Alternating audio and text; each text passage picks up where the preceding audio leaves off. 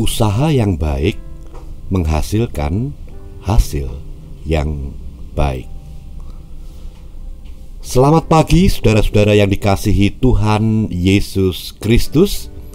Kiranya kasih karunia dan damai sejahtera dari Allah Bapa, kasih Tuhan Yesus Kristus beserta saudara sekeluarga.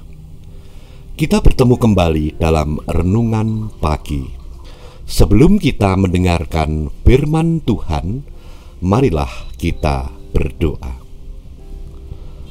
Bapa, sebelum kami melakukan usaha apapun di hari ini, kami hendak menaikkan syukur atas kebaikan-Mu, sehingga hari ini kami boleh percaya, sebagaimana kemarin Engkau menunjukkan kebaikan atas kami.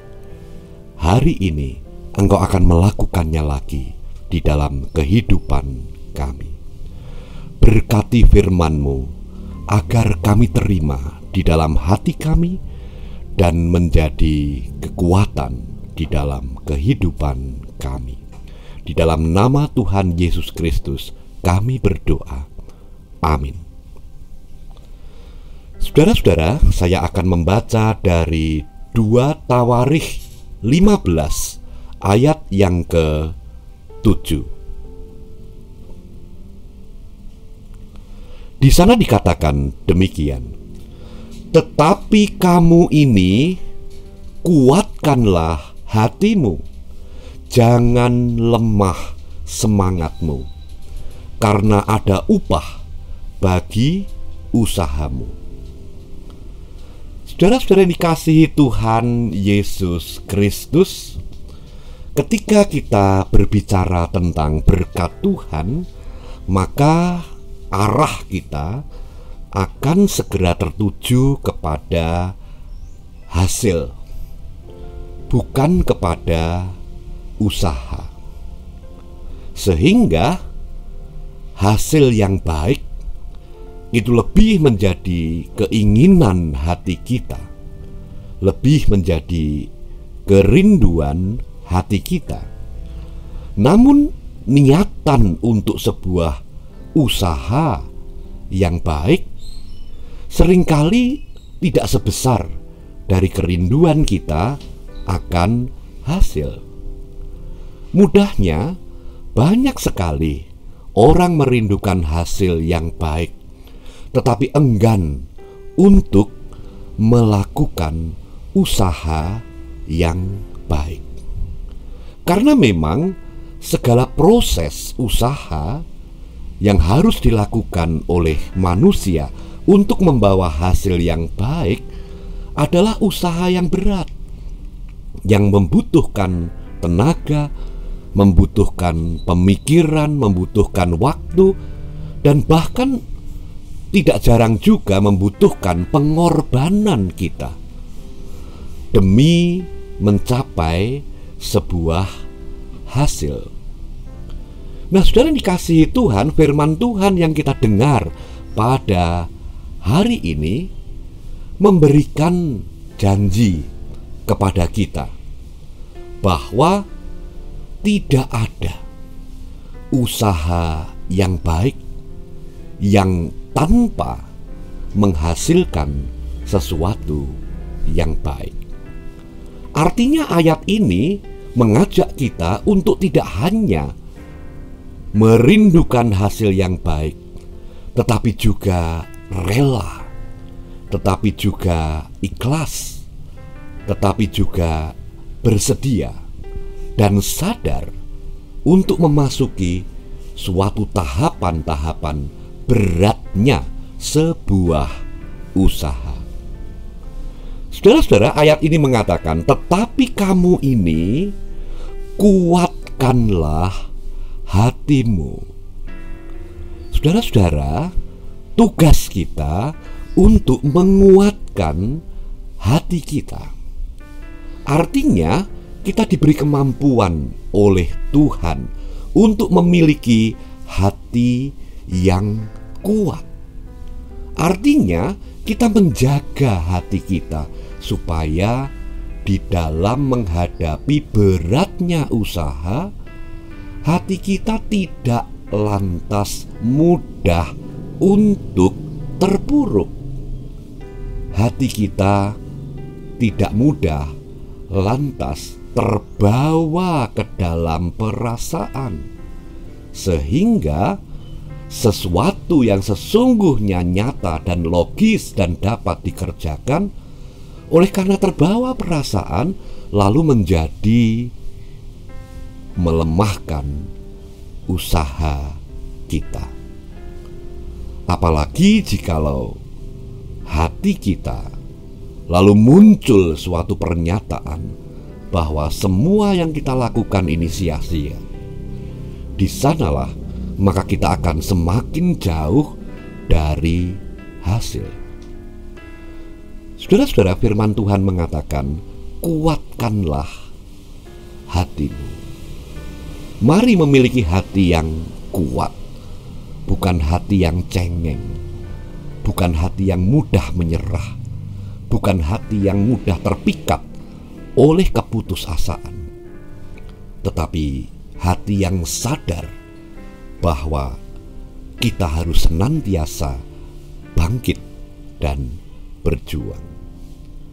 Lalu firman Tuhan juga mengatakan, jangan lemah semangatmu. Saudara-saudara, orang bisa berhenti di tengah jalan, padahal hasilnya sudah begitu dekat, tetapi berhenti di tengah jalan gara-gara kehilangan semangat. Saudara dikasihi Tuhan Yesus Kristus, mengapa firman Tuhan perlu mengatakan ini? Karena firman Tuhan ini hendak meyakinkan bahwa ketika kita menguatkan hati, ketika kita selalu mengobarkan semangat, maka itu tidak akan pernah sia-sia, meskipun akan berhadapan dengan beratnya sebuah usaha. Tetapi kamu ini kuatkanlah hatimu, jangan lemah semangatmu, karena ada upah bagi usahamu.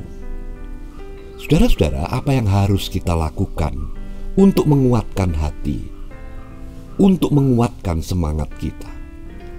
Yang harus kita lakukan adalah, mari kita menghindari penghakiman atas diri kita sendiri. Tidak baik mengatakan hal buruk atas diri kita sendiri, seberapapun hal itu terlihat nyata. Tetapi mengucapkan hal buruk terhadap diri sendiri adalah salah satu sikap melemahkan hati kita dan melemahkan semangat kita. Contoh, misalnya kita mengatakan, aku sudah tua, apa aku bisa? Saudara-saudara, kata-kata ini akan mampu menghentikan ratusan usaha yang sesungguhnya masih dapat kita lakukan. Tetapi dengan pernyataan ini, ratusan kemungkinan, ratusan kesempatan mendadak tertutup. Atau mengatakan, aku tidak bisa.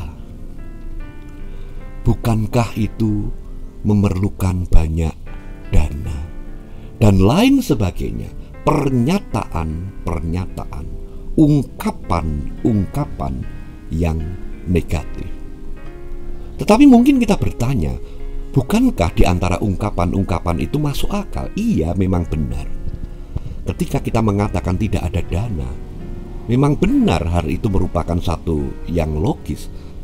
Tetapi mari kita tidak berpegang pada ungkapan, karena ungkapan akan memadamkan hati dan memadamkan semangat.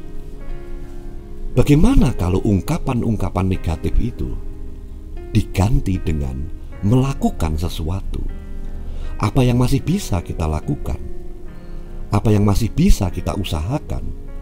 Meskipun itu jauh, meskipun itu kecil, meskipun sepertinya tidak berarti, tetapi ketika kita masukkan dalam usaha yang kita lakukan, maka kita akan dibawa semakin dekat kepada hasil. Firman Tuhan mengatakan, karena ada upah bagi usahamu. Tuhan Yesus tidak membiarkan kita berusaha, bekerja keras, melakukan usaha yang baik, lalu kemudian menghasilkan hasil yang sia-sia. Tidak. Tetapi melalui ayat ini Tuhan berjanji bahwa hasil tidak akan pernah mengkhianati usaha.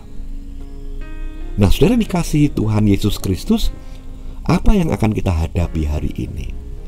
Adakah usaha yang semula kita rasakan terlalu berat?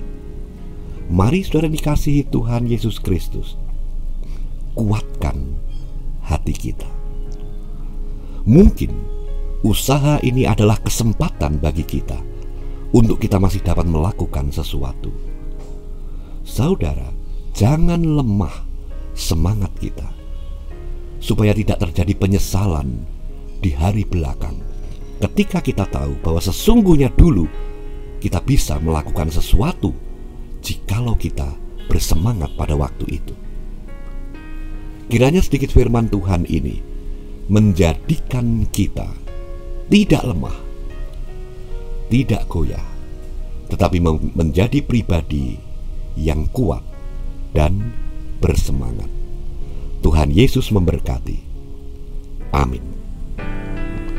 Marilah kita berdoa. Bapa, terima kasih.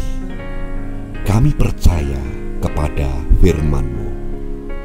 Engkau memberi upah berupa hasil yang baik. Di saat kami menguatkan hati dan tetap bersemangat untuk melakukan usaha kerja keras yang baik di hadapan-Mu. Bapa, kami menyerahkan pekerjaan kami di hari ini untuk Tuhan berkati, sehingga hal baik yang kami lakukan hari ini memuliakan nama-Mu, dan Engkau memberkatinya dan mewujudkan hasil yang baik di saat yang Tuhan telah tentukan. Berkati keluarga kami, beri kelimpahan berkat-Mu, beri kekuatan, kesehatan, dan keselamatan. Di dalam nama Tuhan Yesus Kristus kami berdoa. Amin. Tetap semangat saudara-saudara. Tuhan Yesus memberkati saudara sekeluarga. Amin.